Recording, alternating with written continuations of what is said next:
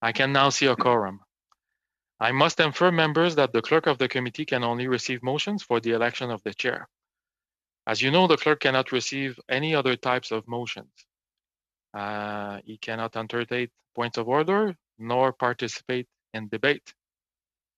We can now proceed to the election of the chair. As you know, pursuant to the standing orders, the chair must be a member of the governing party. I'm now ready to receive motions for the chair position.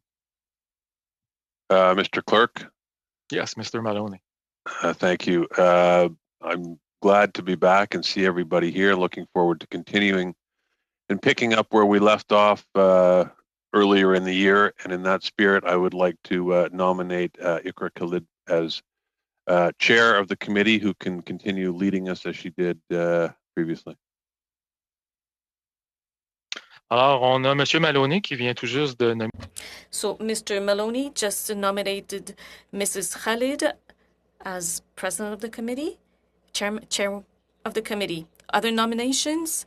I don't see any visual signs of other nominations. So would the committee agree? Je déclare donc la motion adoptée. I declare the motion received and Mrs. Khalid elected chair of the Justice Committee. Congratulations, Mrs. Khalid. Congratulations, Mrs. Chair. Madam Chair.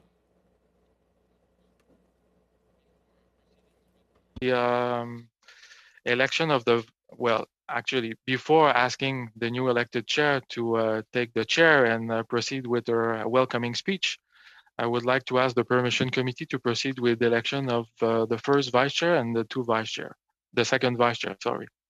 That's okay? Okay. Pursuant to the standing orders, the first vice chair must be a member of the official opposition. I'm now prepared to receive motion for the first vice chair.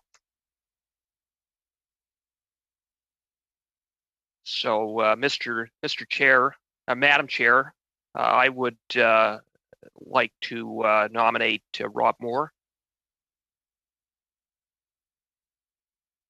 Alors, nous avons Monsieur Cooper qui vient. Monsieur Cooper has just moved Mr. Moore as to be elected as first vice chair of the committee. Any other nominations? I don't think so. So you know the process. Does the committee accept Mr. Moore as vice chair of the committee? Agreed. The motion is passed, and Mr. Moore is the first vice chair of the committee. Congratulations, Mr. Moore. And now, I have a motion for the second vice chair. Je propose que I nominate Mr. Réal Fortin as second vice chair of the committee.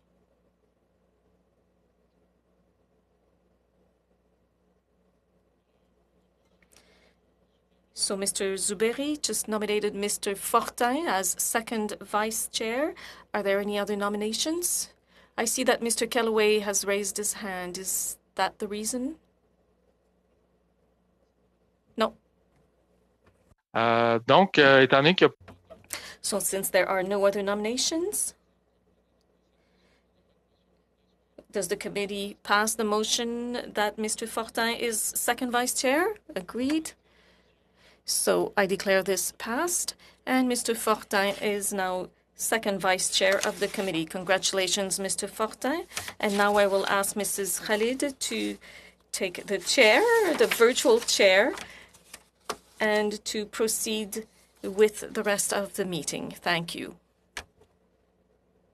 Merci, Monsieur. Thank you, Mr. Clerk. And I would like to thank you all for your confidence in me.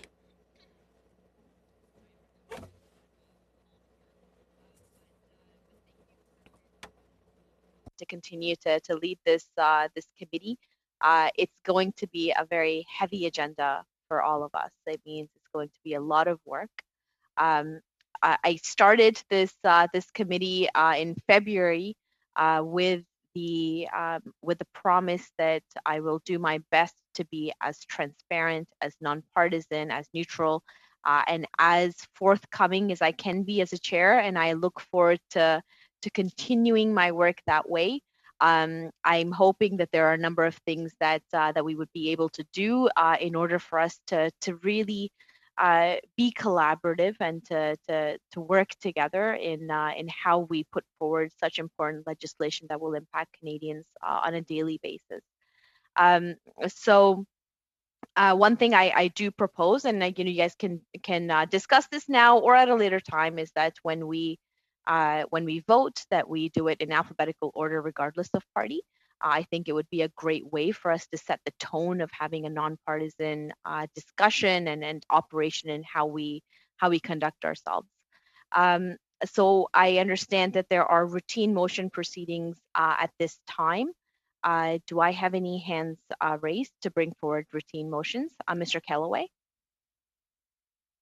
Thank you, Madam Chair, and congratulations to you and the vice chairs, and nice to meet everybody. I move to readopt all routine motions from the previous session, and I can read those off if it's the choosing of the chair.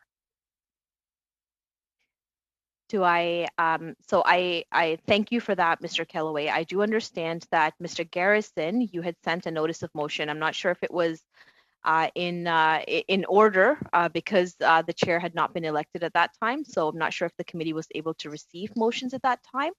But I do understand that you would be proposing some amendments to the routine motions that we had adopted in the past.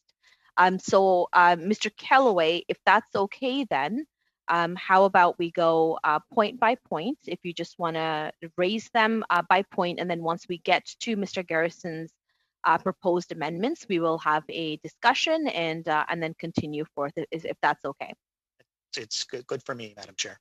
Thank you, Mr. Kellaway. So go ahead with the first one. Okay, so analyst services, that the committee retain as needed and at the discretion of the chair the services of one or more analysts from the Library of Parliament to assist in its work. Do I have agreement from everybody on that motion? I see nodding from everybody, so unanimously. Continue, Mr. Kellaway. Okay. Subcommittee on Agenda and Procedure, that the Subcommittee on Agenda and Procedure be established and be composed of 5 members, namely the chair and 1 member from each recognized party, and that the subcommittee work in a spirit of collaboration. Thank you, Mr. Kellaway. Do I have agreement from everybody? Once we go through the routine motions, I will come back to this and we'll establish the next meeting time for the subcommittee. Thank you for that, Mr. Kellaway. Okay. Meeting without quorum, that the chair be authorized to hold meetings to receive evidence and to have that evidence printed when a quorum is not present, provided that at least 4 members are present, including 2 members of the opposition and 2 members of the government, and that when traveling outside the parliamentary precinct, the meeting begin 50 minutes regardless of members present. Do I have agreement from everybody to adopt this? I see nodding. Thank you, everybody. Please go ahead, Mr. Kellaway. Okay. Time for opening remarks and questioning of witnesses. That witnesses be given 10 minutes for their opening statement. That, at the discretion of the chair during the questioning of witnesses in the first round, there be allocated 6 minutes for the first questioner of each party as follows: Conservative Party, Liberal Party, Bloc Québécois, New Democratic Party. That for the second and subsequent rounds, the order and time for questioning be as follows: Conservative Party 5 minutes, Liberal Party 5 minutes, Conservative Party 5 minutes, Liberal Party 5 minutes, Bloc Québécois 2.5 minutes, New Democratic Party 2.5 minutes. Thank you, Mr. Kellaway. Mr. Garrison, I understand that this is exactly what your motion speaks to. So would you like to speak to that at this time? Thanks very much, Madam Chair. So my motion deals with the second round of questioning, and I believe it was circulated to members, but I will read it. So I'm moving that the routine motion be amended to replace the text regarding the second round of questioning with the following. For the second and subsequent rounds, the order and time for questioning be as follows: Conservative Party 5 minutes, Liberal Party 5 minutes, Bloc Québécois 2.5 minutes, New Democratic Party 2.5 minutes, Conservative Party 5 minutes, and Liberal Party 5 minutes. Is there a discussion as to why you're proposing this, Mr. Garrison? So the way the second round tends to work, the third and fourth parties tend to be left out of the second round of questioning, and so by changing the order, we do ensure it's more likely that all the parties get a chance to participate in each round of questioning. And this motion has been adopted, I believe, now in more than a dozen other committees. Thank you, Mr. Garrison. I open it up for debate. I don't see any raised hands from the participants list. Oh, Mr. Callaway, I have you first here. Okay, my hand was up from the previous one, but Okay. I'm wondering if in that motion that there's openness to have at the discretion of the chair as well. The chair has a great pen in this process in terms to be able to modify meeting to meeting the timing of opening statements. I'm wondering if there's some consideration for that. Thank you, Mr. Callaway. I have Mr. Sangha next on the list of raised hands. Okay, I want to make a motion after that. That's why. Okay. We'll come back to you, Mr. Sangha. That's absolutely fine. Thank you very much. Mr. Virani? Yes, so thank you very much, Madam Chair. So I appreciate the motion that's been raised by Mr. Garrison, and I think the point he raises is a sound one, that we're trying to ensure fairness amongst the parties in proportion to the representation in the House, and ensuring that all of the parties get a chance to ask their questions of the witnesses that come before us. And clearly, Mr. Garrison's motion identifies what has been a problem in the first session of this Parliament, and what we're trying to correct in the second session, and that's why I presume it's been passed at many other committees. I do note that other committees have also experienced, however, some technological hiccups. You know, we saw even me personally, I apologize for that, but sometimes there's some logistical technical issues that arise with getting the committees going and getting them going in sufficient time.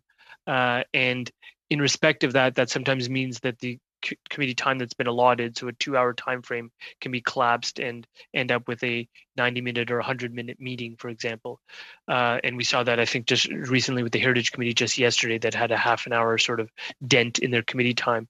The point I'm making here is that we want to ensure fairness for all parties being able to ask their questions to the witnesses. That's important. Rejigging the order is not something that I would object to. But what I would say is that, apropos of what Mr. Callaway just raised, is that I would propose a friendly amendment which would both achieve the goals of ensuring that what Mr. Garrison is trying to achieve, but also ensuring fairness across all parties. And that would be simply that in the very first part of the of what appears in the routine motion, it says in the first line that witnesses be given 10 minutes. What I would propose is that we rephrase that to state that witnesses be given a minimum of 5 minutes for their opening statement. And what that would do is ensure that there's enough time for all of the parties to ask their questions. That does require witnesses to be a bit more precise and concise in their opening statements. But, you know, for those of us who are litigators like me, we're used to time limits and getting your point across. We know how to do it in the House in 60 seconds for an SO31. I think witnesses can be similarly directed to keep it brief and concise and to the point, and provide 5 minutes of oral submissions to back up their usually voluminous and detailed written submissions.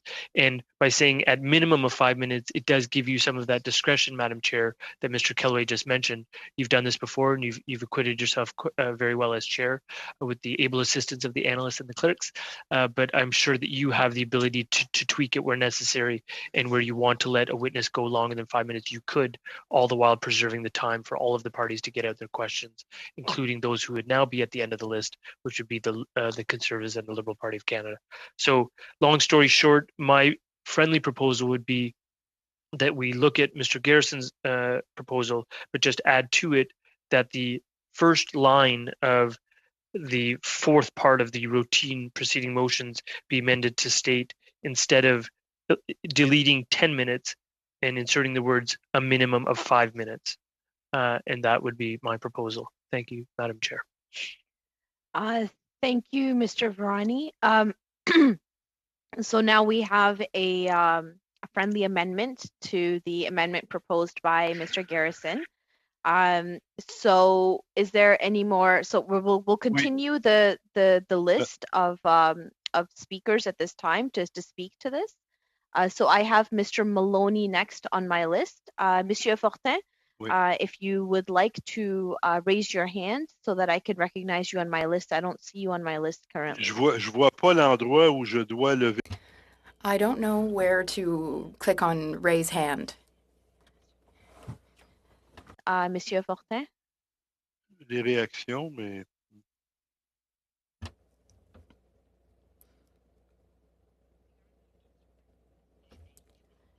Souvent, donc je retrouve pas la main. I don't raise my hand often. That's why I can't find it. Well, Mr. Fortin, can you see the list of participants? If so, click on your own name, and then you'll be able to click on raise hand. Oh, that's great. I see it now. Wait, no, I don't see it. So be sure that you're looking at the participant list.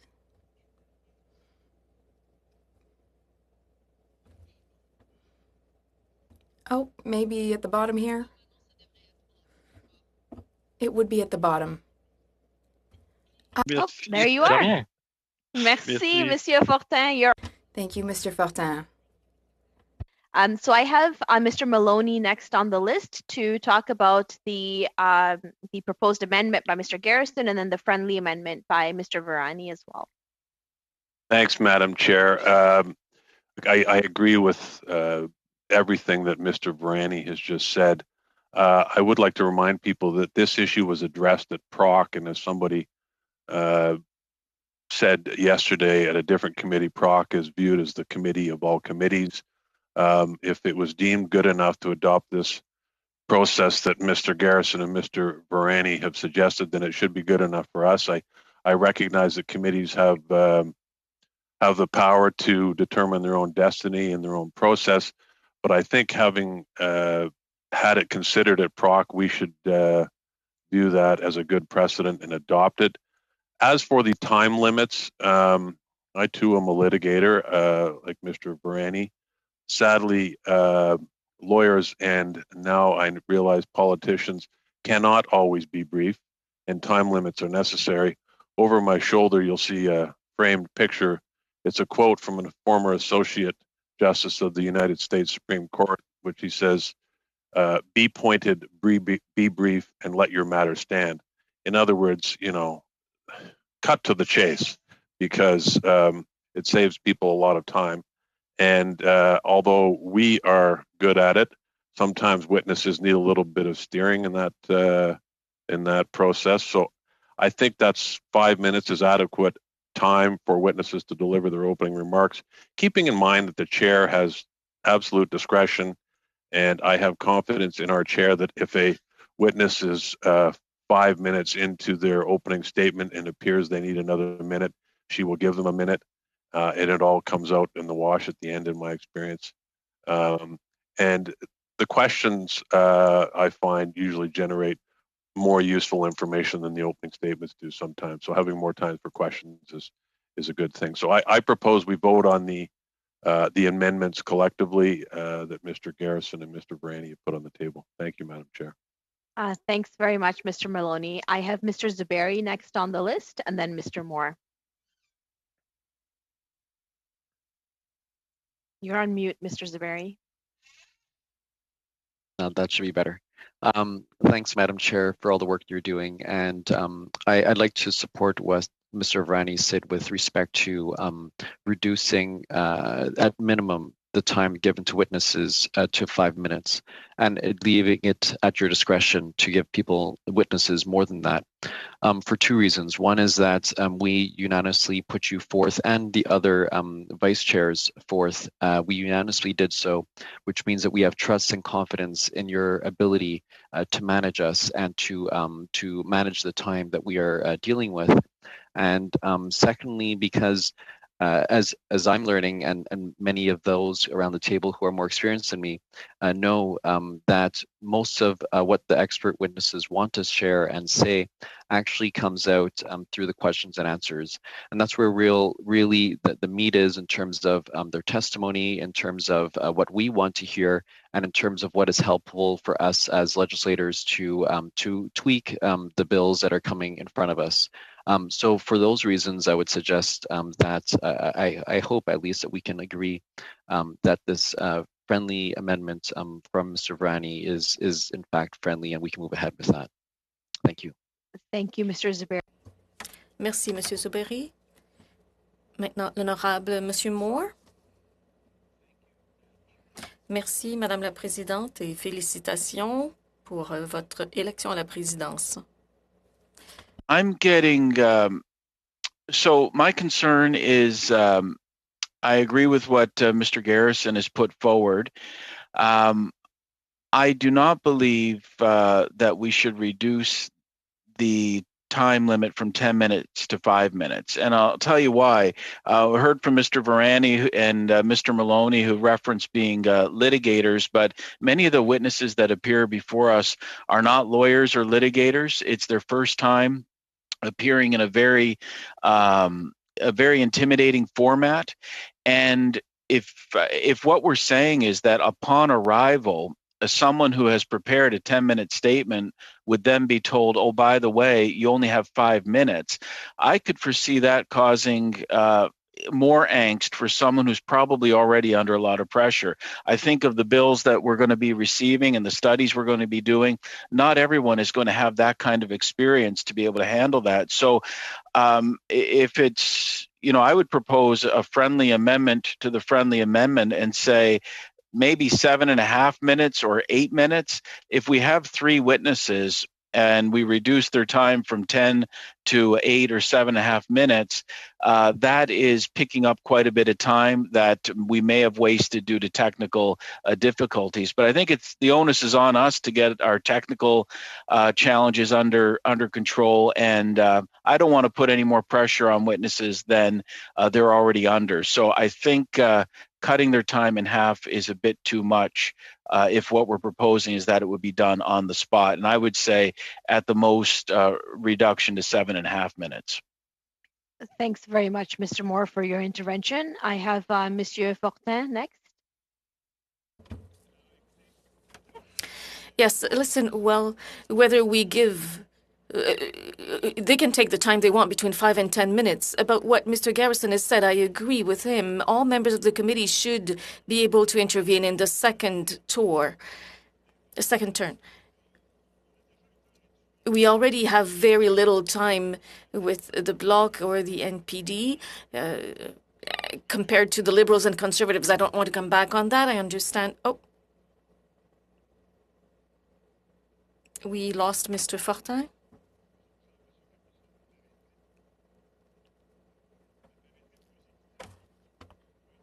Mr. Fortin? Oui. Do we have Monsieur Fortin for the translation as well? Do the interpreters have him? Yes, the interpreters have him. I'm sorry, I wasn't on French. So what I was saying is that Mr. Garrison is right when he says that we should make sure that all members of the committee can ask a second question. The problem we have now is that since the Liberals and Conservatives have 2 turns, before the Bloc and the NPD can intervene, sometimes we don't get a second turn. So I think that we should give between 5 and 10 minutes to the witnesses. I don't see the problem there. It's not a 5-minute difference that will change much.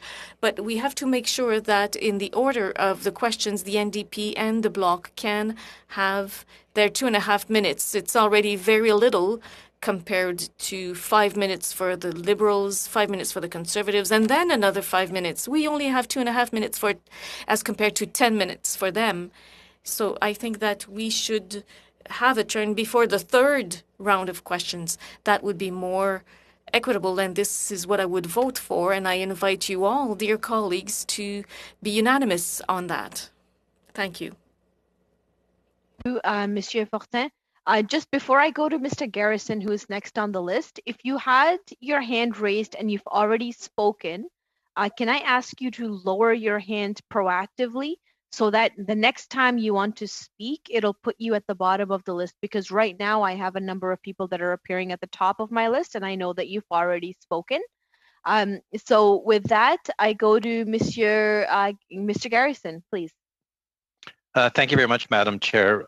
Just in terms of the way we deal with these questions, I do have to start by saying there is no such thing as a friendly amendment, but I know that we sometimes proceed more informally. But I think it'd be helpful if we separate the two questions here, since we appear to have a difference of opinion on them, and deal with my motion separately from the question of time limits for the introductory remarks.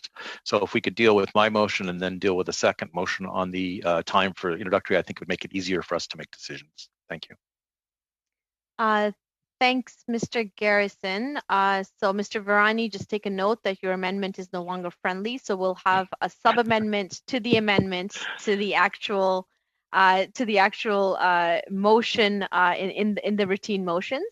But before we get to that, I will go to Mr. Maloney. You're next on the list.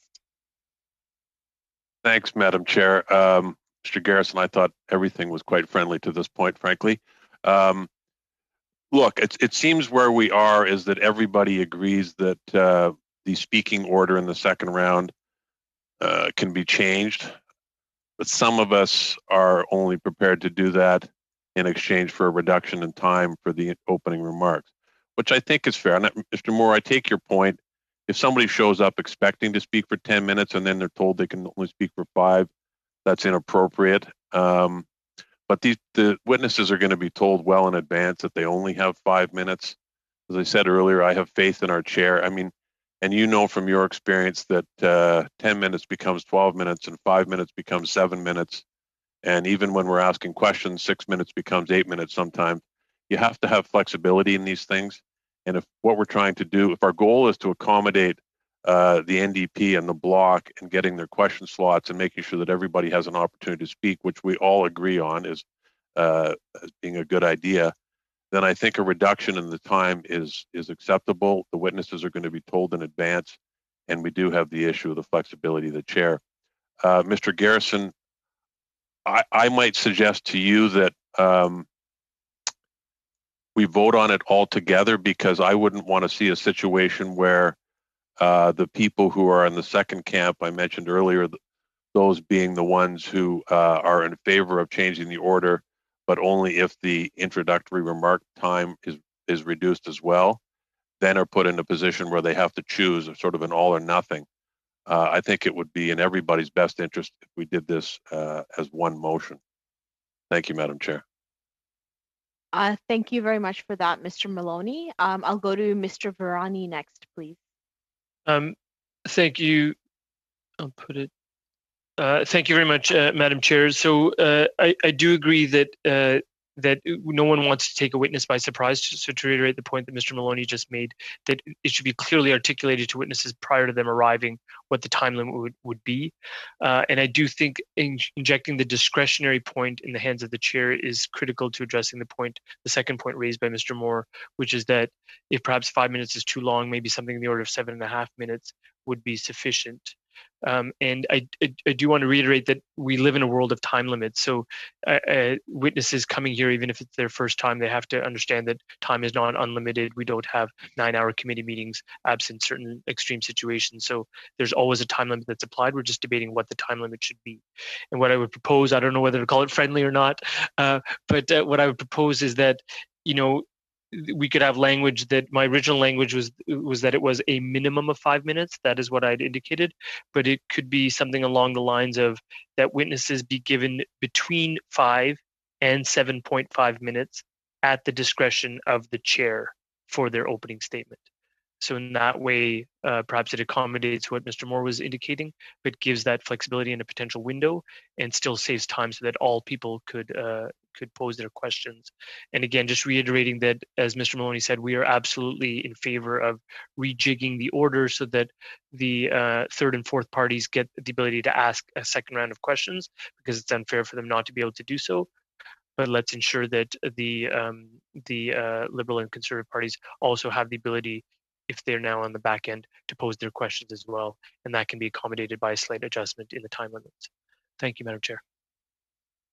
Thanks, Mr. Virani. And before I go to Mr. Sangha, who is next on the list, I just want to to clarify that witnesses would not, so as we're adopting these routine motions, we basically conduct our committee according to these routine motions. And so when we send invitations to witnesses to come and present before us, that we would tell them ahead of time that this is how much time you have allotted to you in order for your opening remarks and then question answer. So logistically, they would not be taken by surprise in any way, based on whatever we finally agree on with the routine motions, and what we decide to govern ourselves with.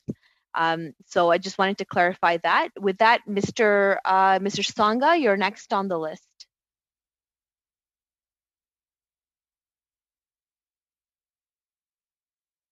Mr. Songa, you're on mute. Oh, thank you very much. Thanks a lot again, Madam Chair. Congratulations to you for your re-election today again. My motion will be, I want to make a motion regarding seniors, regarding elder abuse and neglect by the caregiver. Hold on, Mr. Songa. We're still discussing routine motions at this time, so okay. That's a bit early. Right, if you have motions after we're done the routine motions, we'll come back to you. So in the meantime, if you can just lower your hand so that I know not to come to you until we're past the routine motions, if that's okay. Okay. Thank you. Mr. McGuire, you're next. Yeah, thanks, Madam Chair, and it's good to be back on the committee, but just for a day even. I wanted to just say that, in listening to the discussions, there's agreement to move to the change of order. That Mr. Vrani just indicated that. I appreciate that and follow that as well. I agree with it. I just like to add that I do remember, Mr. Moore made the comments about people being nervous. It is some time ago now, many decades actually, since I first made a presentation to a House of Commons committee meeting, and I was as nervous as hell. And so I just want to say that, a few extra minutes there above the 5, I think, is not of order. Maybe 10 is too many, but I think you could easily say 7 or 8 minutes. If you want to go 7.5 for a minimum presentation, if they don't want to use all that, then of course they don't have to, but then it puts the onus back on the people that are making the presentation to determine what the presentation will be. And I know full well that they know that the time limit is clarified before you ever start, but sometimes people are nervous when they're getting going. So I would look at a compromise from the amount of time for the presentations to be made. Thanks very much for that, Mr. McGuire, and it's really wonderful to have you, even if it's for just the one day. You're quite a personality in our committee. We're going to miss you. So thank you for being here. I have Monsieur Fortin next on the speakers list. Please go ahead, Monsieur Fortin.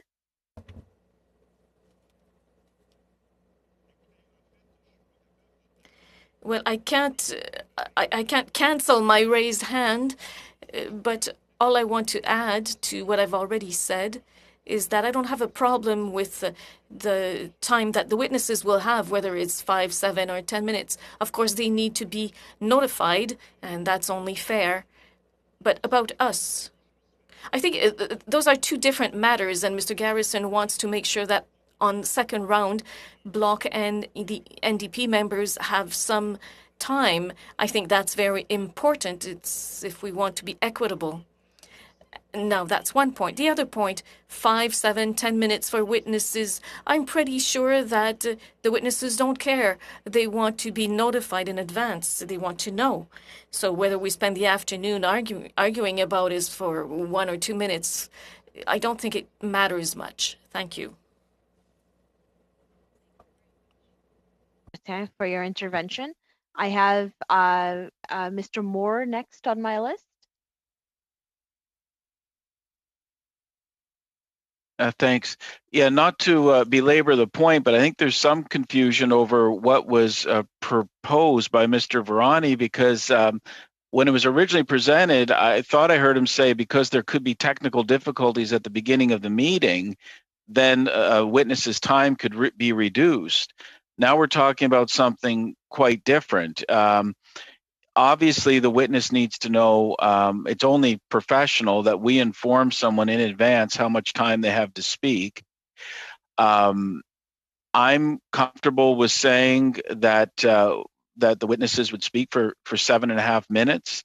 I'm comfortable with what Mr. Garrison has proposed be the speaking order, but the idea that we would use up the witness's time rather than find some other way, I find problematic. So I don't know that we're all talking about the same thing. What I heard was that we would have a 10-minute speaking for witness, unless at the chair's discretion, we found that because of some technical glitch, we had less time. So then the witness would be told, by the way, you only have 5 minutes, not the 10 that we originally told you.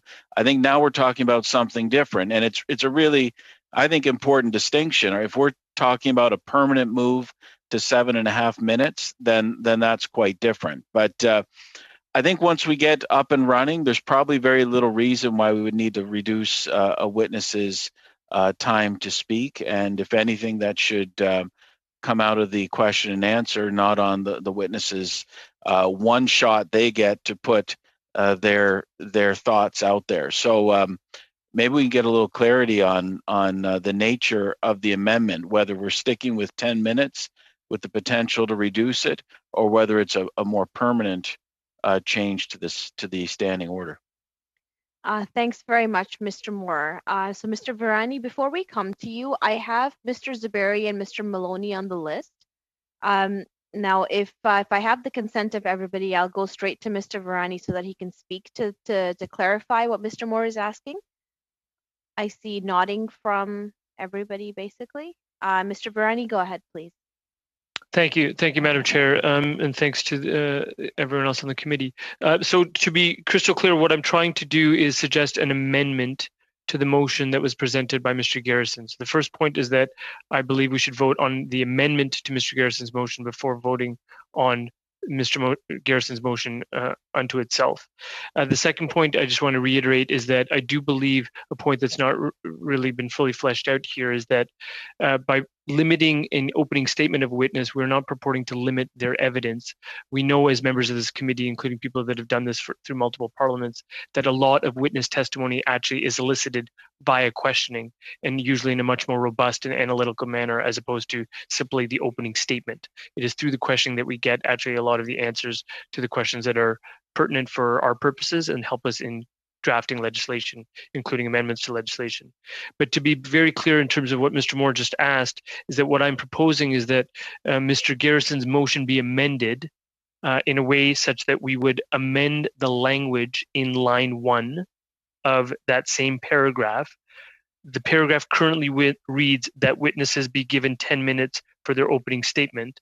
And what I'm suggesting in an attempt to meet Mr. Moore we're sort of part way in terms of what he's been suggesting, is what I'm proposing in terms of languages is that the first line would read, quote, that witnesses be given between 5 and 7.5 minutes at the discretion of the chair for their opening statement.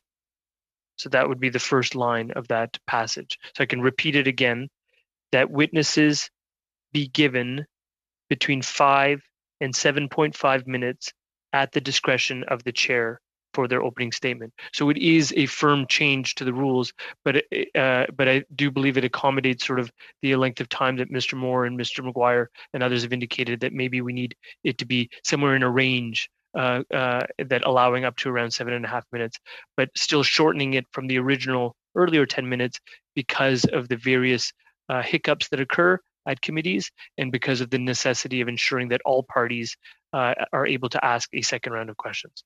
Thank you. Thanks, Mr. Virani.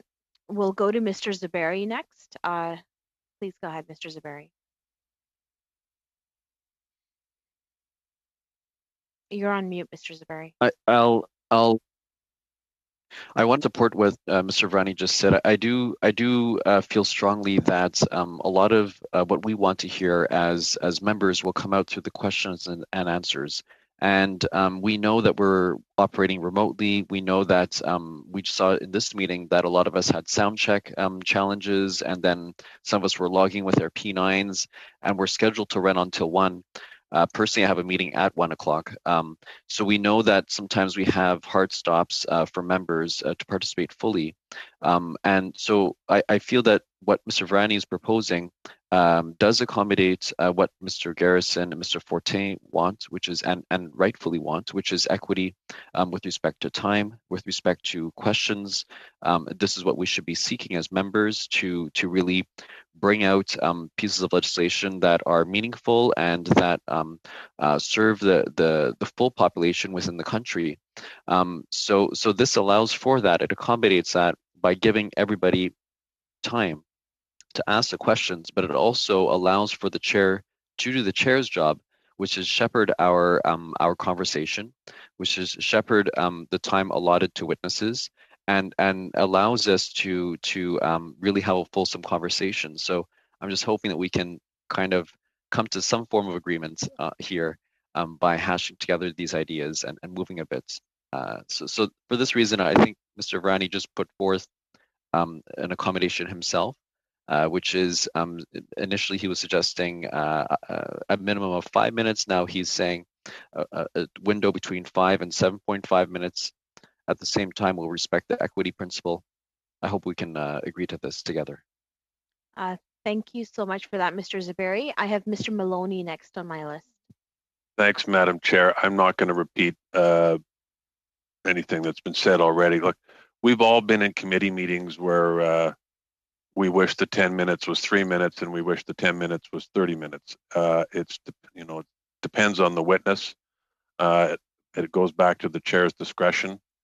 I will repeat that most of the important evidence comes out during the course of the questions. I understand Mr. Moore's concern. I think any technical difficulty should not fall on the lap of the witness, and I don't think that was Mr. Vrani's intent.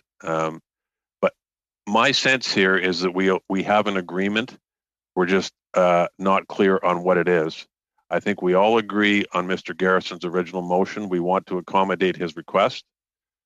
We still have some divide in the group as to whether or not we do that by reducing the opening statements at all, and if so, whether it's 7.5 or 5 minutes or something in between all of that.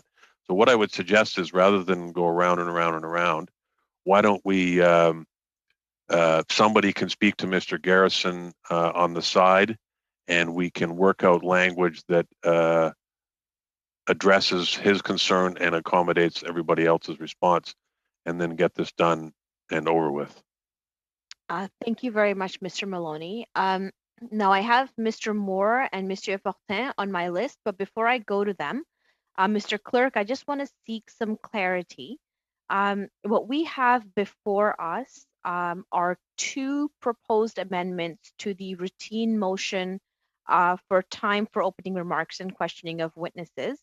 The first amendment, which has been proposed from the floor, by my understanding, is in the first line of that motion, which is that witnesses be given 5 to 7.5 minutes for their opening statement.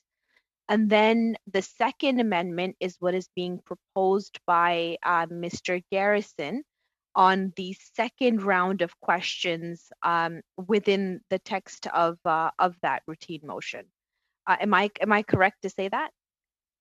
Yes, you are correct in your understanding, with the nuance, I think, if I'm not mistaken, that Mr. Virani would like to add in the first sentence of the motion.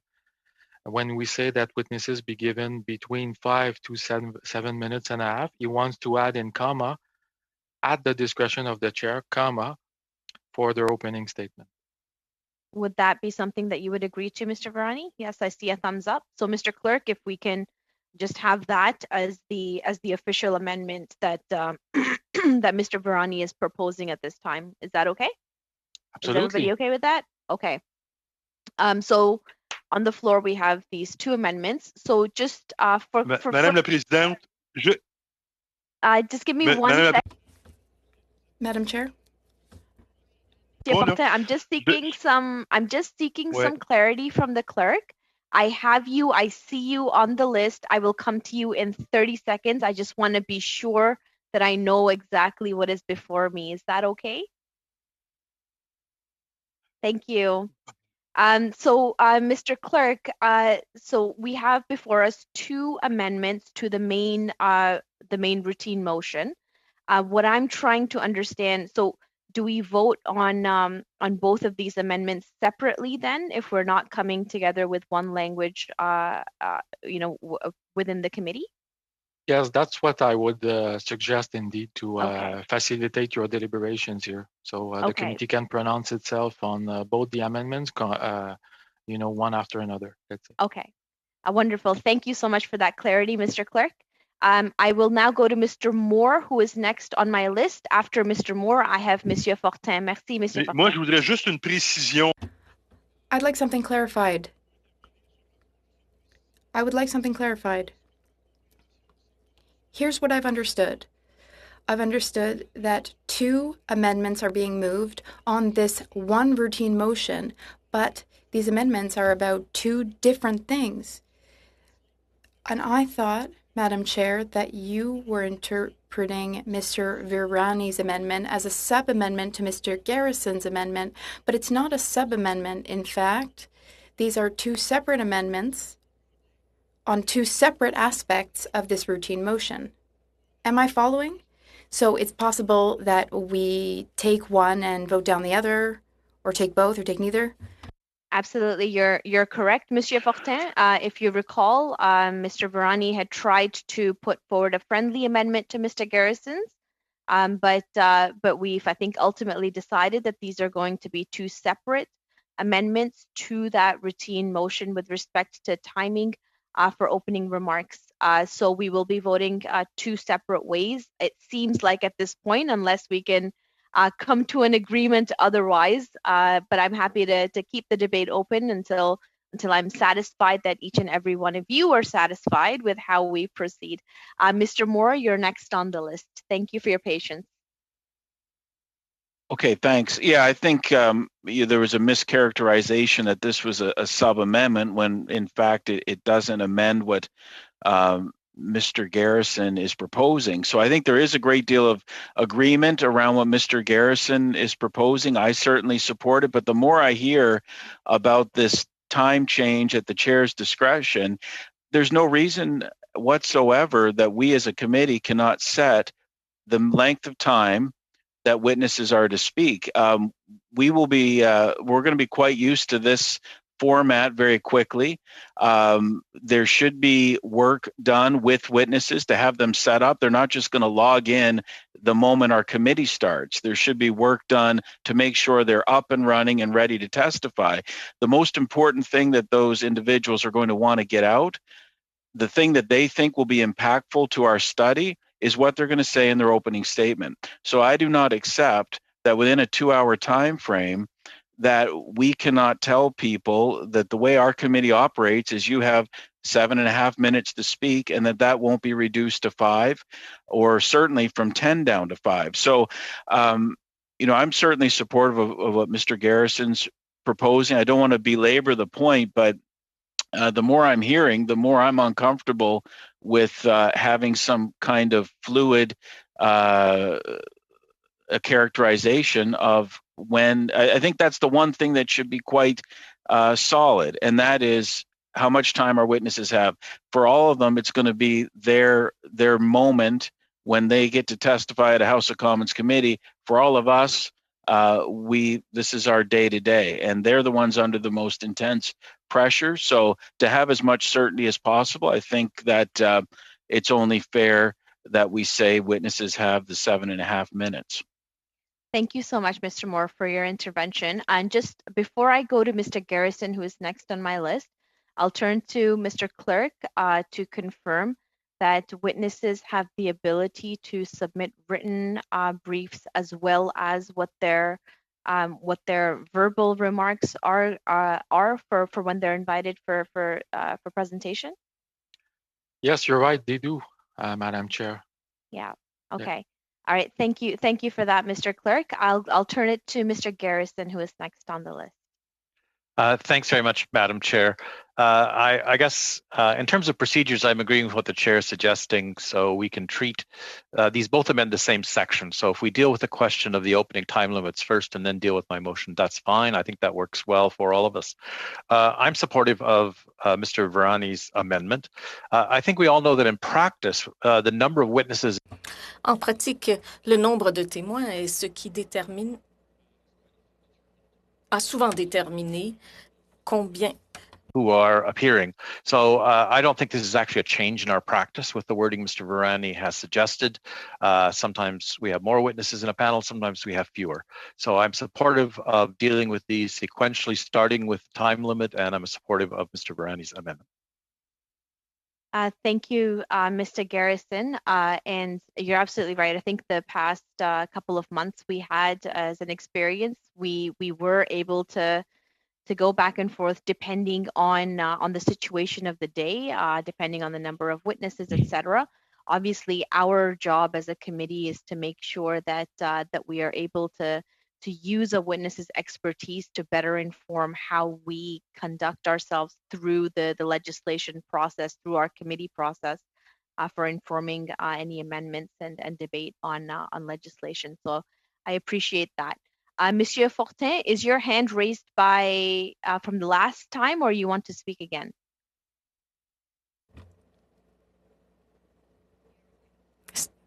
Thank you. So what we'll do then, Mr. Clerk, we have two amendments that are before us for the routine motion for time for opening remarks and questioning of witnesses. The first amendment is being proposed by Mr. Virani to amend the first line to say given that the witnesses be given between 5 to 7.5 minutes at the discretion of the chair for their opening statement. Is that accurate? It is, Madam Chair. All right. So then, and then the second, do we want to vote on both the amendments together or individually? I'll just take a nodding or shaking of heads at this time. If I may, I think it would be preferable on each of these since they don't amend the same part of the main motion. Okay. So then for that first amendment, if we can go ahead and have a, do we want to do a show of hands on division, or would we like to have a recorded vote on this? I'd request a recorded vote, Madam Chair. All right. Thank you, Mr. Cooper. So, Mr. Clerk, if you can please proceed by alphabetical order of members of the committee. Thank you, Madam Chair. Mr. Cooper? No. Ms. Findlay? Ms. Findlay, are you there? I don't think she's there. Gone. Okay. Not here. Sorry about that. Then we will go to, on va aller à Monsieur Fortin. Mr. Fortin? Yes. I vote yes.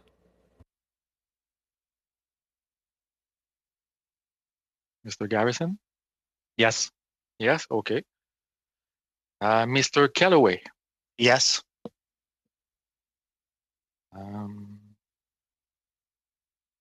Mr. McGuire? No. No. Mr. Moore? Mr. Moore? I am not hearing the clerk. If you call my name, it's no. Okay. I did call your name. Answers registered.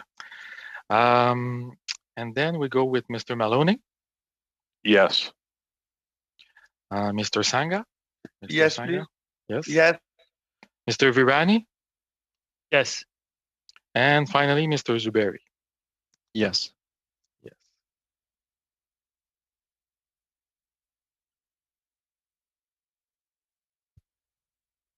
So, Madam Chair, I have yeas pour 7, et nays contre 3.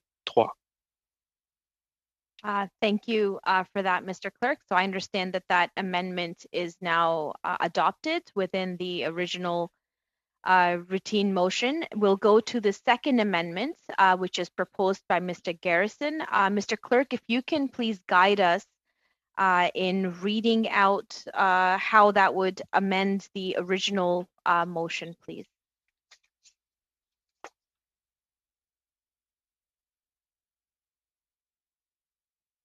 Sorry, Mr. Clerk, before you do that, I realized that Ms. Finley is, I can't see her on the screen. Would Mr. Moore, would you want us to suspend while we get her back on at this time, or should we continue?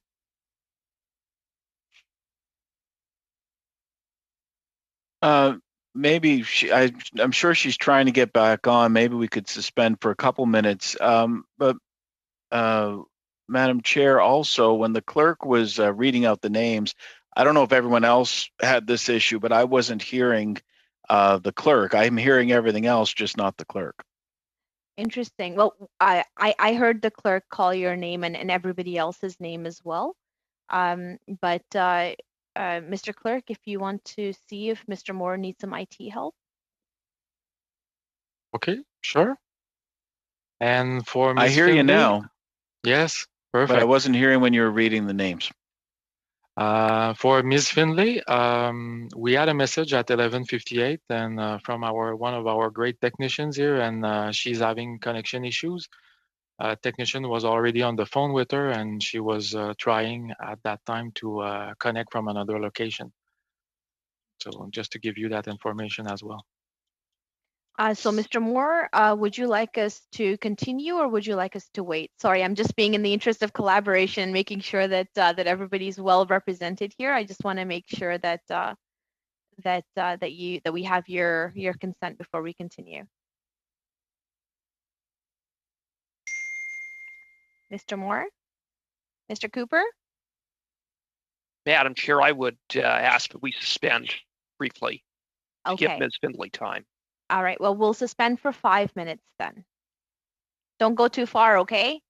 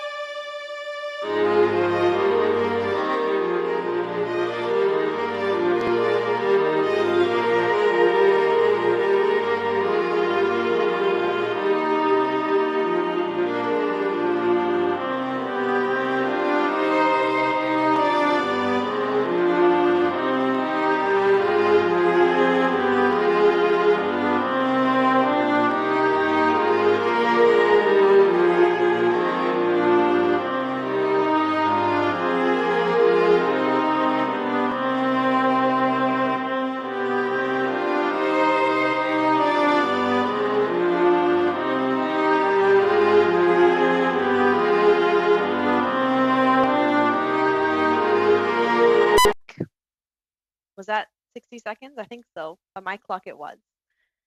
So Mr. Clerk, do we have an update on Madame Finley?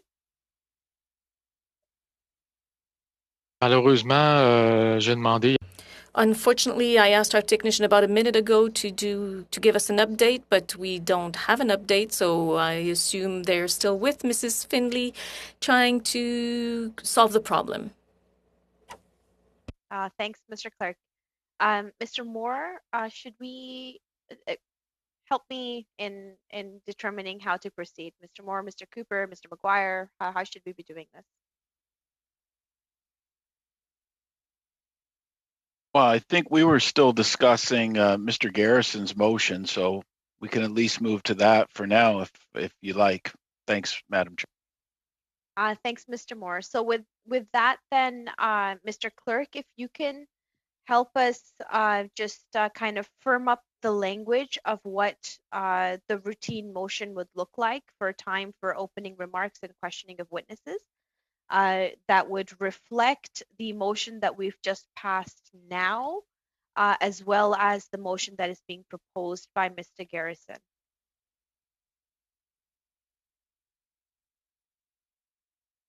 En fait, Madame la Présidente, pour...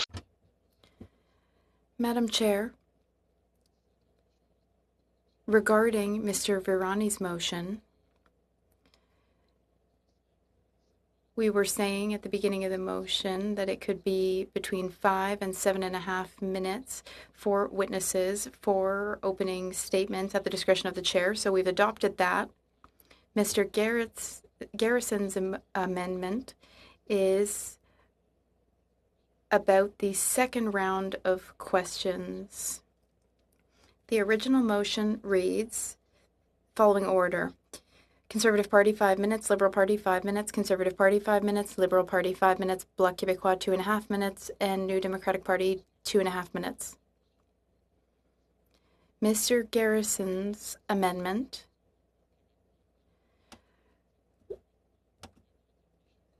would move the Bloc and the NDP after the Conservative Party and Liberal Party's first 5 minutes. So it would be Conservative Party 5 minutes, Liberal Party 5 minutes, Bloc Québécois 2.5 minutes, and New Democratic Party 2.5 minutes. And then the second round of questioning would be Conservative Party again for 5 minutes and Liberal Party again for 5 minutes. So in the original routine motion, the Bloc and NDP each have 2.5 minutes at the end, but we would be putting them right in the middle instead of at the end. I hope that makes it all clear. From any of the members at this time. Now, I noticed that Ms. Finley is not back yet, and I'm hesitant to vote on this. Mr. Clerk, would it be proper if for us to move to the next number of routine motions, and then once Ms. Finley is back, that we are able to have a vote on this? Is that proper and within the rules? Yeah, if the committee consent, it's okay to do so. Do I have consent of the committee? Okay, so Mr. Kellaway, if you can please go ahead with your next routine motion. I think it's on document distribution. It is. Thanks, Thanks, Madam Chair. Document distribution, that only the clerk of the committee be authorized to distribute documents to members of the committee, and only when such documents exist in both official languages, and that witnesses be advised accordingly. Do I have the consent of the committee? Yes, I see nodding everywhere. Thank you. Adopted. The next one, Mr. Kellaway. Okay. Working meals, that the clerk of the committee be authorized to make the necessary arrangements to provide working meals for the committee and its subcommittees. That if requested, reasonable travel accommodation and living expenses be reimbursed to witnesses not exceeding 2 representatives per organization. And that in exceptional circumstances, payment for more representatives be made at the discretion of the chair. Is that something that everybody is in agreement with? On a point of clarification, Madam Chair, will meals be sent to me in my constituency office in Toronto on the committee's tab? No. I would agree with that. Call that the Uber amendment. Exactly. Let's not go through an Uber amendment, guys. Okay. Okay, so we're good with this routine motion. Okay, I see nodding. Mr. Kellaway, can you please continue with the next one? Certainly. Access to in-camera meetings. That unless that unless otherwise ordered, each committee member be allowed to have one staff member at an in-camera meeting, and that one additional person from each House officer's office be allowed to be present. Do I have the consent of the committee for this motion? We're all in agreement? I see nodding. Wonderful. Transcripts of in-camera meetings, Mr. Kellaway? Yes. That one copy of the transcript of each in-camera meeting be kept in the committee's clerk's office for consultation by members of the committee or by their staff. Do I have the consent of the committee? Yes, I see nodding. Wonderful. Thank you. Next one, Mr. Kellaway, notice of motion. That a 48 hours notice interpreted as 2 nights shall be required for any substantive motion to be considered by the committee, unless the substantive motion relates directly to business then under consideration, provided that 1, the notice be filed with the clerk of the committee no later than 4 p.m. from Monday to Friday, that 2, the motion be distributed to members in both official languages by the clerk on the same day the said notice was transmitted, if it was received no later than the deadline hour, and that 3, notices received after the deadline hour or non-business days be deemed to have been received during the next business day, and that when the committee is traveling outside the parliamentary precinct, no substantive motions may be moved. Do I have the agreement of the committee to adopt this motion? Yes? Yes. Wonderful. Thank you. Mr. Kellaway, on to the next one. Okay. Orders of reference from the House respecting bills. That in relation to orders of reference from the House respecting bills, A, the clerk of the committee shall, upon the committee receiving such an order of reference, write to each member who is not a member of a caucus represented on the committee to invite those members to file with the clerk of the committee in both official languages any amendments to the bill, which is the subject of the said order, which they would suggest that the committee consider. B, suggested amendments filed pursuant to paragraph A at least 48 hours prior to the start of clause by clause consideration of the bill to which the amendments relate shall be deemed to be proposed during the said consideration, provided that the committee by motion vary this deadline in respect of a given bill. And C, during the clause by clause consideration of a bill, the chair shall allow a member who filed suggested amendments pursuant to paragraph A an opportunity to make representations in support of them. Do I have the agreement of the committee to adopt this motion? I see nodding, so it is adopted. Thank you, Mr. Kellaway. Are there any other motions?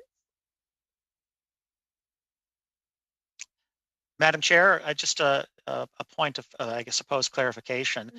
Mm-hmm. I have on my list other routine motions adopted 2020 on February 25th. Is that something that needs to be read into the to this discussion. Mr. Garrison, is that what you wanted to speak on? No? Okay. So it's really up to the committee if they want to move that. I know that we had adopted it in the last one. If it's the will of the committee, we're more than happy to adopt it again. So please let me know if that's something you'd like to propose. Yes. Yes. Mr. Yep. Kellaway, can you please go ahead and read that motion into the record then? Okay. Other routine motions adopted on February 25th, 2020, that the committee meet in camera for the following purposes only. A, to discuss administrative matters, including witness selection, meeting schedule, and meeting location. B, to review draft reports. C, to hold briefings related to national security. D, to hear witness testimony when necessary for the witness protection, privacy, confidentiality, or safety, and that the committee may meet in camera for any other reason by a majority decision of its members. Do I have agreement of the committee to adopt this? I see Yes. nodding. Thank you very much, Mr. Kellaway, for your very efficient reading of the motions in here. Now, I know that we need to go back to the routine motion for the questioning of witnesses, but before I do that, I'll go to Mr. Garrison if you have any interventions. Thank you very much, Madam Chair. As we're trying to get used to the new virtual and hybrid meetings, I wonder if we could ask the clerk to report back to us on whether it would be feasible to allow each committee member to have one staff member logged into the Zoom meetings as well as one from each whip's office. If that's possible for in-camera meetings, I don't see why it should not also be possible for this meeting. And we could have, of course, their microphones and cameras remain switched off. But I know I've had reports both yesterday and today of staff having a very difficult time following the meetings as they lose connections or as ParlView delays occur. And so my request would be that we ask the clerk to look into whether we could adopt that same rule for the regular meetings of the committee as has already been provided for the in-camera meetings. Thank you. Thanks, Mr. Garrison. Mr. Clerk, if you wanted to speak to that. Well, thank you, Mr. Garrison. It's a good point. What I can commit to the committee is to report back to my management about the concerns that I'm hearing right now and to see if indeed it's a possibility or not. And I can report to the committee at a later point when I do receive a response. Clerks, we do meet a bit like a caucus, like members of parliament. So it's going to be, there will be opportunities for me to pass on that message. Thank you. Thank you, Mr. Clerk. And just to check in with you, Mr. Clerk, again, if we have Madam Finley back on yet so that we can finalize the last of the routine motions or not yet? We do have an update. Unfortunately, the update is to the effect that we are unable to get MP Finley back to the Zoom meeting at this time, and there's no even an estimated time of arrival for her. So unfortunately, we did the best we could, but it doesn't seem to be possible to have her back for the remaining of the proceedings today. Thank you, Mr. Clerk. Mr. Moore, if it's okay with you, shall we continue? Or if you want to suspend the meeting, or should we continue with the rest of the meeting? If you can speak to that, Mr. Moore, please. I think we can continue with Mr. Garrison's motion. That was the one outstanding item, I believe. Okay, so my understanding is that we're going to have a recorded vote. I don't see Mr. Cooper on here anymore either. I'm here, Madam Chair. Chair. There you are. I see you now. Thank you very much, good. Mr. Cooper. Yeah. It's quite strange for me to have you be so quiet all the time. You gotta liven things up a bit so I know you're there. Thank you, Mr. Cooper.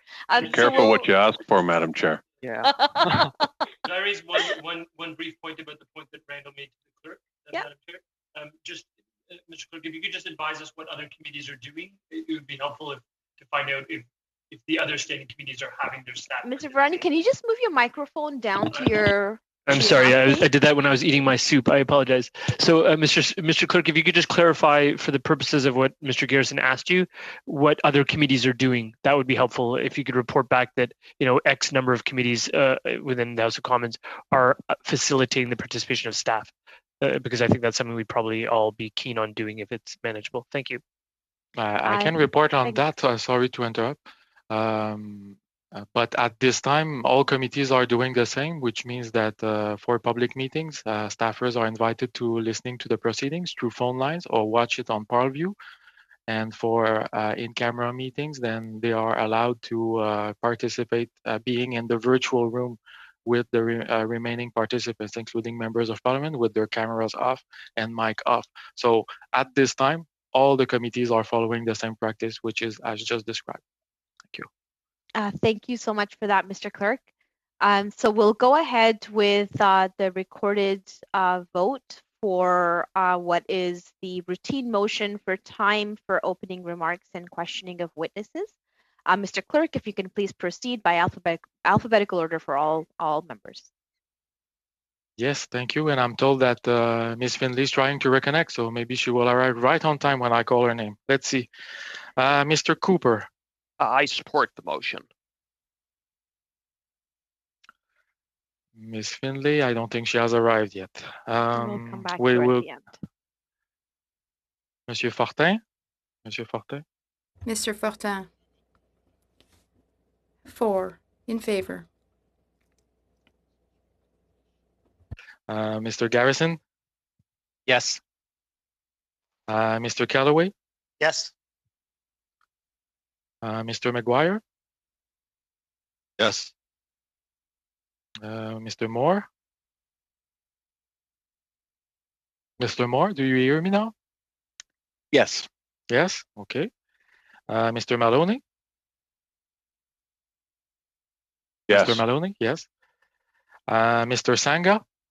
Yes. Mr. Virani?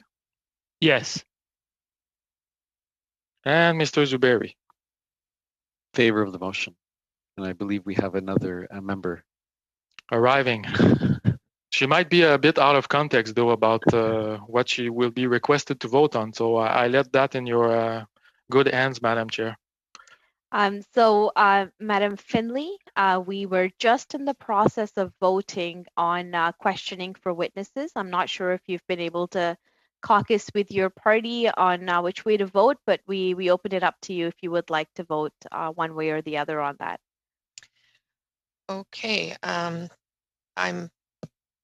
not sure which motion is exactly in front of us. Is when I left, there were amendments and I didn't know which. So what are we voting on? This is the motion that has been proposed by Mr. Garrison to amend the second round of questioning to move up the bloc and the NDP to a higher level amongst the round of questions, so that they're I think second in order.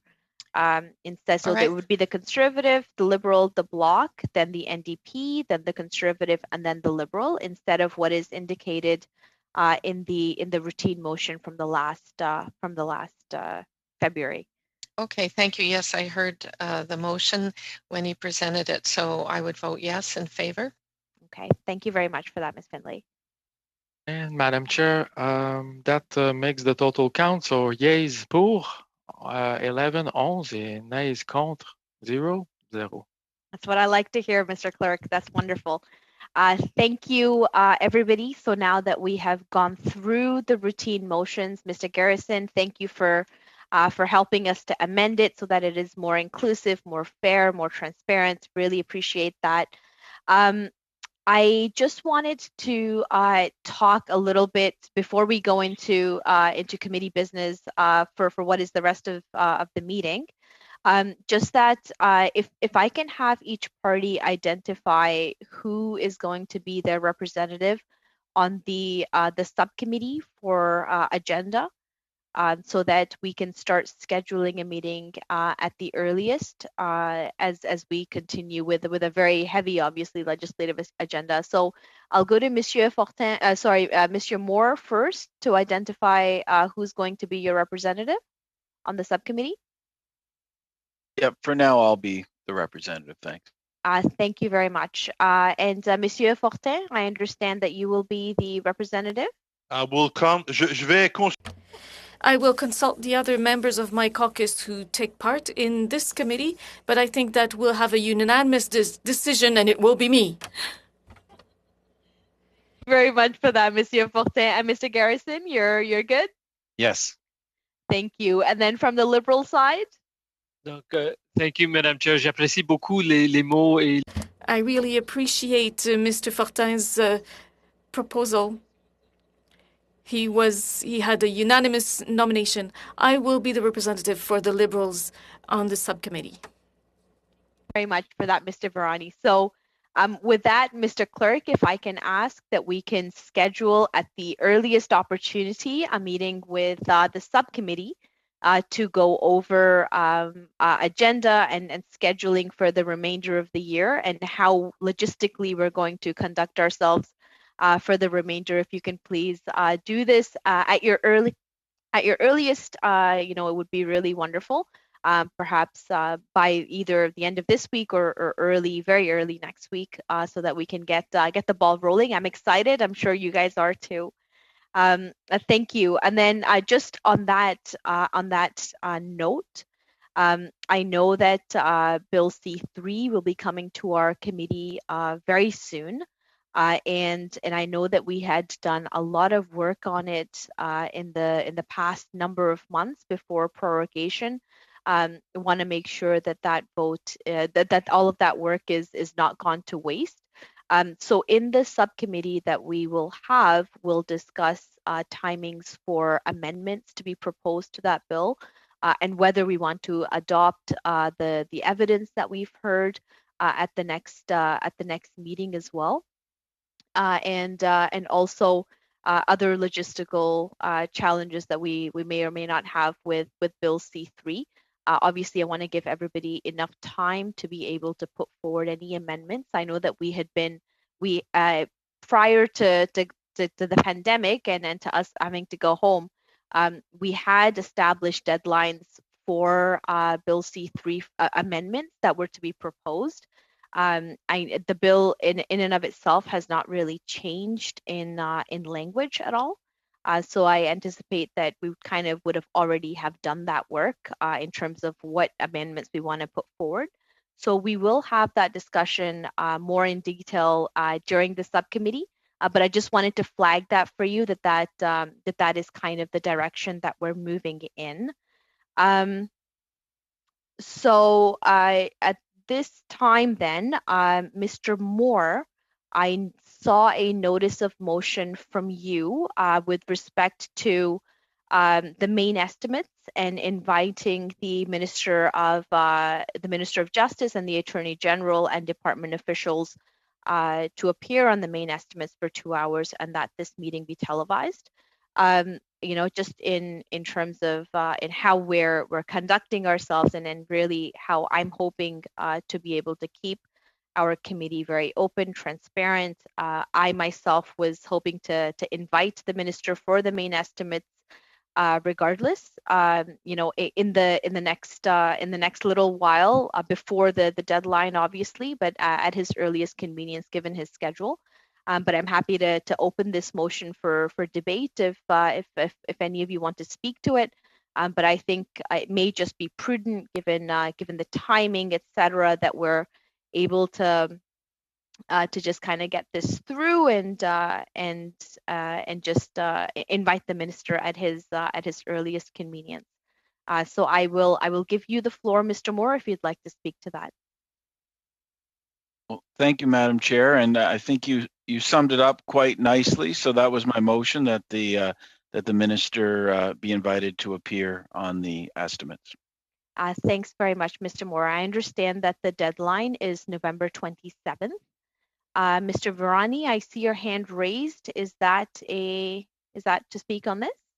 Yes, it's just apropos of the point you just made. So you preempted Mr. Moore, and you're preempting me, Madam Chair. But just perhaps, if for the purposes of accuracy, if we all understand that the deadline is November the 27th, perhaps the motion should indicate that. So not later than November 27th, which is a date that's prescribed in any event by, I believe, the standing orders, if not the statute. Thanks very much for that clarity, Mr. Virani.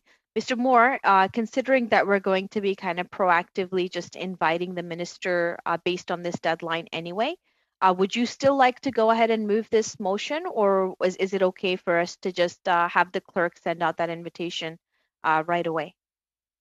Yeah, I think I will move the motion. I mean, we, as of right now, we're coming together for the first time today, but we don't have any committee business at the moment. So I think, yeah, I'd like to move the motion. Thank you, Madam Chair. Wonderful. Thank you very much. Mr. Virani, is that your hand raised again, or did you forget to? I forgot to lower it, but it's good that I forgot. But Madam Chair, I guess what I'm asking is that would it be prudent to insert department officials to appear on the main estimates no later than November 27th for 2 hours, etc. Mr. Moore, do you accept that friendly amendment? Well, I think I'm hoping that this would be done sooner rather than later, in light of the fact that we currently do not have any bills before our committee. So no, I'd just like to say as soon as possible that we do this. That's fair. Mr. Virani, are you wanting to put forward a sub amendment, or are we going to let this pass so that we can just invite the minister as soon as possible? Well, Madam Chair, I'm just cognizant of the fact that we've got a bill that's about to come to us when it gets voted on, which is Bill C3, the bill that is the Judges Training Act. We've got medical assistance in dying, which is being debated for 2 more days in the House this coming week, which will then be coming to this committee. And we've got a conversion therapy bill that would be coming to this committee. The medical assistance in dying bill is subject to a court-imposed deadline of December the 18th. It will be I and my party's strong position that we need to move forward with that expeditiously, and I don't want that court-imposed deadline being jeopardized. So I think stipulating no later than November 27th is important in the context of this motion. I'm not trying to be obstructionist, I'm just trying to make it crystal clear as to the timing of when the minister must come by. That's all. Thanks very much for that, Mr. Virani. Mr. Maloney, I see your hand raised. Would you like to speak to this? I think we've agreed to invite the minister. The minister's willing to come, as is departmental officials. They're going to come on the earliest date available when his schedule permits. Do we need any more clarity than that? I don't think so. We have other things going on, but we're going to accommodate the minister, and he's going to accommodate us as soon as he can. Okay. So at this time then, Mr. Virani, are you submitting a formal sub-amendment to Mr. Moore's motion? An amendment to Mr. Moore's motion with respect to timing, or no? Madam Chair, if I could ask that we adjourn for 2 minutes, so I could speak with some relevant individuals, and so if we could just suspend for 2 minutes, please. Absolutely. So the meeting is now suspended for 2 minutes.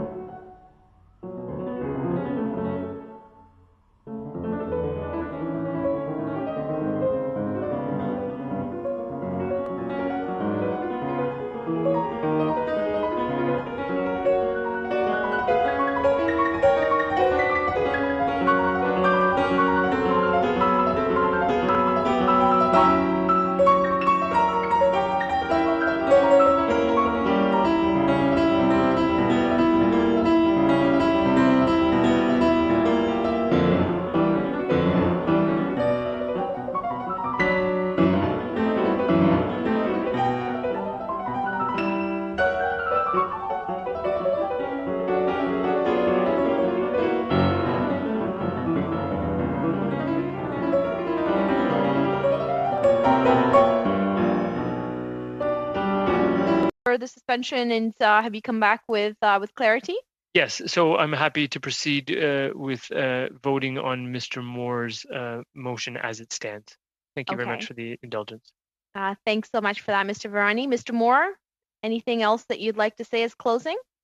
No, that's great. Thanks. Okay, and so are we doing a vote, a recorded vote, or would we just unanimously agree? Does anybody want to indicate? Could save time if everyone agrees. Do we all agree, folks? I agree. We all want them here. Looks like we're in agreement. Wonderful. Thank you so much, Mr. Moore, for putting that forward. So now, just going by, give me a second. Just looking at my agenda over here. So now I'm going to call for any other committee business that anybody would like to propose. Mr. Maloney? I see your hand raised. Sorry. Is that for other committee business? No, I'm the one to say sorry. I didn't take it down earlier. Okay. Mr. Sangha? Yes, please. Thank you, Madam Chair. I want to move a motion regarding neglect of seniors by the caregivers and the elder abuse. So am I permitted to move the motion now, and can I read it? Well, I think we are in committee business, so you're absolutely in your right to move forward that motion. If you'd like to read it out for everybody, please. Thank you, Chair. Pursuant to its mandate under Standing Order 1082, the committee study the issue of elder abuse, including the sufficiency of current laws in fighting elder abuse, option to explicitly penalizing those who neglect seniors under their care, and how to more effectively combat elder abuse. Thank you. Thank you for that, Mr. Sangha. Does anybody want to speak to this? Mr. Virani, I see your hand raised. Thank you, Madam Chair. I think it's an important. Sorry, I had my piece up again. Thank you very much, Madam Chair. I think it's an important point that Mr. Sangha has raised, and I think it really reflects some of the learning that we've had in the wake of the pandemic that we are all living through right now. This is not something that was a particular focus of the committee in the first go-around in the first session of this Parliament, but what the pandemic has taught us is a little bit about the vulnerabilities and exposing some of the vulnerabilities of people in the Canadian population as we've experienced this pandemic. And I think it's not surprising to say if there's been a particular tragedy, a single tragedy, in respect of how all levels of government have responded, it has been in respect of seniors and elderly people in care, in facilities, in long-term care, etc., be that a private facility, a not-for-profit facility, or an entirely public facility. I think you saw hallmarks of this when you saw the language that was used in the throne speech following prorogation, where there were specific commitments that were made and announced by the government in respect of seniors, things like standards, national standards for the care of seniors in institutions, in long-term care homes. We are members of the Justice Committee. We understand jurisdiction and the division of powers perhaps better than others, but it is something that is not lost upon us that while the delivery of healthcare services and the care in the first instance is provided by people at the local level who are governed by their provincial authorities, nevertheless, there's a role to play for the federal government in imposing and in creating and setting out standards and best practices for what that care should look like. And indeed, that's what I've heard from Canadians in terms of my outreach during the pandemic, not only in my riding, but around the country. As another specific component was mentioned in the throne speech, which is simply that when a commitment that was announced by the government to address amendments to the criminal code and with respect to those who would neglect seniors in their care. And what that looks like and how that would be done is obviously something that requires some finessing, requires some thought, some analysis. And I think when you're talking about a criminal code amendment for neglect of seniors, that's something that is right in the purview and the proper scope of what the Justice Committee does as its sort of bread and butter work. So the proposal by Mr. Sangha is, I think, a very sound one insofar as it provides us with an opportunity to undertake a study that will actually help feed into something that has already been identified as a priority, not just by the government, but I think likely by all parliamentarians and by all parties, given what we've all experienced from coast to coast to coast in this country and what we've all observed. And I say this with some measure of direct understanding. We know that Ontario was particularly hard hit by this issue, as was Quebec, in fairness. But when the armed forces are called in to assist in these homes and they report back in quite telling and pointed commentary and criticism about what they observed, we know there's a time to act, and that time is now. And proposing to do a study of this nature will help feed into that important action that I think we as parliamentarians need to be taking at this point in time. So I just want to offer my strong support for the motion of Mr. Sangha. Thank you. Thanks very much for that, Mr. Virani. I have Mr. Callaway, Mr. Garrison, then Monsieur Fortin. So go ahead, Mr. Callaway. Thanks, Madam Chair. And I really want to thank my colleague for putting this motion forward. In another life, I worked a fair bit with seniors, working on putting together a seniors college in Cape Breton and working on at different levels in terms of community development. And then my work last year in Health Committee really opened my eyes to the importance of, adhering to values that are inherently Canadian and humanistic. That is, ensuring that we protect and look after our elders, our seniors from coast to coast to coast. And I really find this motion exceptionally profound in terms of doing that. These are values of ensuring that we look after those and protect those that have given our country so much that we need to do everything we humanly possibly can as a committee to ensure that all steps are taken to prevent elder abuse in any form or fashion. So I really commend and congratulate the member for putting this forward, and it has my full support. Thanks very much for your intervention, Mr. Callaway. I have Mr. Garrison next on my list.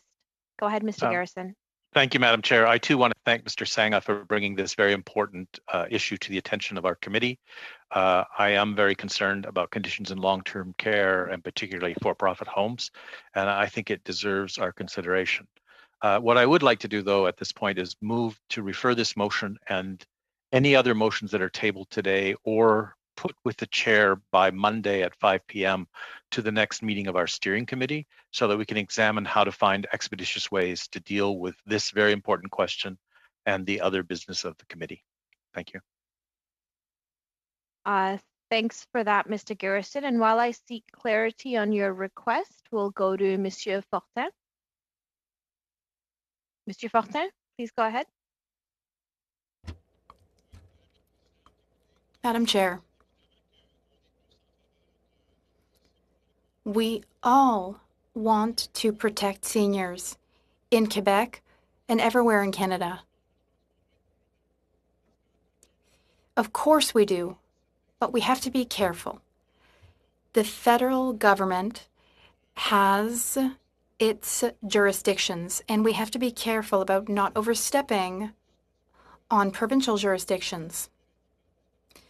Mr. Virani earlier mentioned amending the criminal code. Should we wish to create a penalty for elder abuse or senior abuse, that would be fine. When it comes to national standards for senior homes and senior cares, well, that is a provincial power, and I don't think that the federal government should be getting involved in that provincial jurisdiction. So I am, of course, in favor of there being standards which would protect seniors, but these standards should be provincial, not imposed by the federal government. So, colleagues, I suggest that we proceed very, very carefully. Now, we all agree on the basic principles. We want to support seniors. We all love our parents, our grandparents. We want to do everything we can for them. However, we, as federal MPs, should focus on our own areas of jurisdiction. We should be very careful and we should respect provinces. Thank you very much, Madam Chair. Thank you very much for that, Monsieur Fortin. So just I now have clarity from the MOG, who is our clerk. I call him Mr. MOG because he's the greatest of all time. So my understanding is, Mr. Garrison, that you cannot make that, you cannot move to move that debate into the steering committee because we have the motion presented by Mr. Sangha on the floor currently. So we need to, which is a substantive motion, we need to kind of deal with that before we deal with yours. But one way that we can deal with that is that we can adjourn debate on Mr. Sangha's motion. And then we can reignite it at our subcommittee and then come forward with a decision on how we're going to deal with Mr. Sangha's motion at the next committee meeting. Now, is that something that we would all be in agreement with? Because I take in Monsieur Fortin's points on just how sensitive this nature is, and then I take into account his concerns about jurisdiction and how we can move forward. So if I have agreement from all of you that is what to do, then we will move this conversation to the subcommittee, make determinations, and then come back at our next justice meeting to vote on or to determine how to dispose of Mr. Sangha's motion. Just give me a thumbs up if you all agree. Wonderful. That's great. So with that, then I see the clock. Our committee time has ended, unfortunately for the day. But we'll be in touch with respect to the subcommittee as well as the next committee as well. So with that, meeting adjourned, everybody.